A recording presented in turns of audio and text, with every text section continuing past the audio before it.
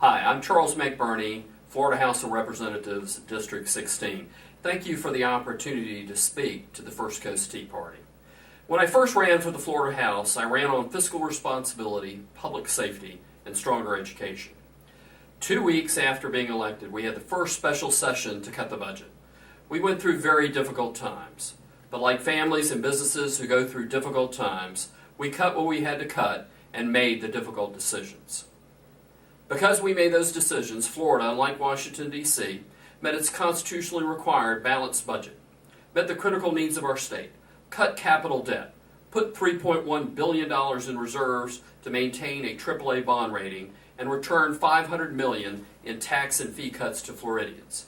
As chairman of Justice Appropriations Subcommittee, a member of the Full Appropriations Committee, and a member of the Legislative Budget Commission, I played a key part to help put Florida's fiscal house in order. As a former assistant state attorney under Ed Austin, I understand the challenges of law enforcement. I've sponsored or co-sponsored numerous bills to fight crime, including making Florida the worst place in America for sexually violent predators or to combat gang violence. As chairman of Justice Appropriations, I played a key role in providing the resources necessary to fight these crimes. I fought to make our schools more accountable and to improve their performance by directing more dollars to the classroom and away from bureaucracy. During the time I served in Tallahassee, Education Week reports that Florida has been ranked from 31st in education to 14th to now, in 2014, 7th in the nation overall. I'm most proud to have been able to keep a pledge I made to Jacksonville voters by sponsoring and passing into law the state's civics education bill. This legislation, now in law, requires our public school students to learn about our republic, our unique form of government, including the heritage of liberty enshrined within our founding documents, the Declaration of Independence, and the United States Constitution.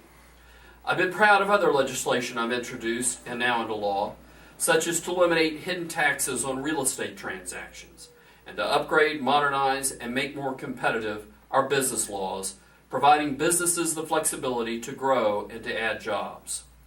We will face great challenges in the coming years. Intrusion of the federal government and pressures on the states must and shall be resisted.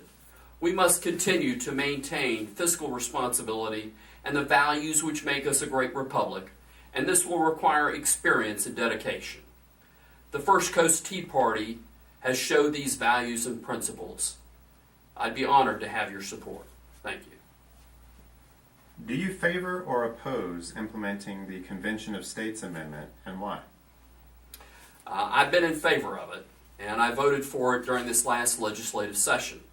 We actually in the legislature passed a memorial which made a formal application under Article 5 of the Constitution to hold a convention of the states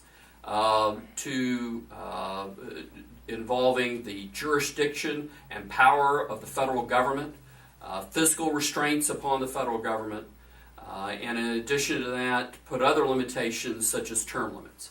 We also passed legislation, which I supported, which I voted for, which set up certain parameters in detail, some detail, for this Article 5 convention. Do you support or oppose non-life-threatening aid to illegal immigrants from taxes and fees imposed on Floridians? Well, I've taken some tough votes in Tallahassee when it came to illegal immigration. And so the short answer is no. We had before us in Tallahassee some legislation dealing with illegal immigrants for in-state tuition. I voted against that. And the reason I voted against it is because, to me, illegal immigration is illegal immigration. It was a tough vote because there was many others who voted against it, and of course I was in the minority. But I felt it was the right thing to do. It sends, to me, it would otherwise send the wrong message if you were to say that we should wink and do a wink and a nod when it comes to illegal immigration. Thank you. The right to life issue is being fought in state legislatures across the country. What is your position? Well, I'm pro-life. I do believe that birth begins at conception, and I've got a voting record that stands behind that. Where do you stand on the Common Core curriculum and the issue of data mining over 400 elements on our children with our loss of privacy on this data? Well, there are some concerns dealing with Common Core, and I have some concerns when it deals with Common Core. The legislature, along with the governor, the governor, of course, took us out of the consortium, the park. The legislature passed bills relating to instructional materials, data mining, transparency in education, and so forth. The data mining bill dealt with certain aspects of children's privacy, such as social security numbers, which basically the law said could not be disclosed without parental consent. It's been brought to light that there may be some other areas dealing with data mining that needs to be reviewed as well, and I think that that is something that the legislature should strongly look at.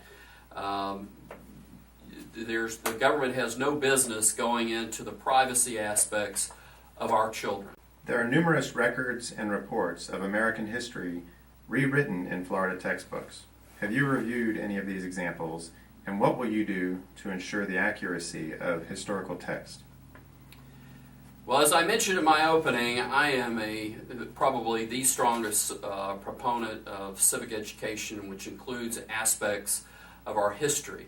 But it has to be the correct history, not the PC history or the revisionist history. It's been brought to my attention that there may be textbooks which don't comply with what the real history was of our nation. As I mentioned, the legislature passed a bill requiring that instructional materials be decided by the local governments. And I'm a firm believer that the local government, particularly the school boards, are the ones that should be making those decisions with parental consent. And part of that legislation was to allow a mechanism by which parents can make formal application, receive formal hearing for any questions that they might have for instructional materials. So I'm not a believer that the Department of Education, either on the state or the federal level, should have a say in it. But at the same time, if we put it in the hands of local control, we need to hold those folks accountable for what's put within our instructional materials. Do you have any closing remarks? The First Coast Tea Party has a history of strong values and strong principles. And those principles are based within our nation's founding documents, the Declaration of Independence, the United States Constitution. They believe strongly in the adherence to the Constitution of the United States, as well as the adherence to the state constitution. And I have been a strong advocate for that, for civic engagement and civic involvement throughout my legislative career. I think we hold those same values dealing with our Constitution, and those values dealing with fiscal responsibility and fiscal constraints within our government. I've done it before, and I will continue to do it. I'd be honored to have your support, and I'd be honored to have your vote August 26th.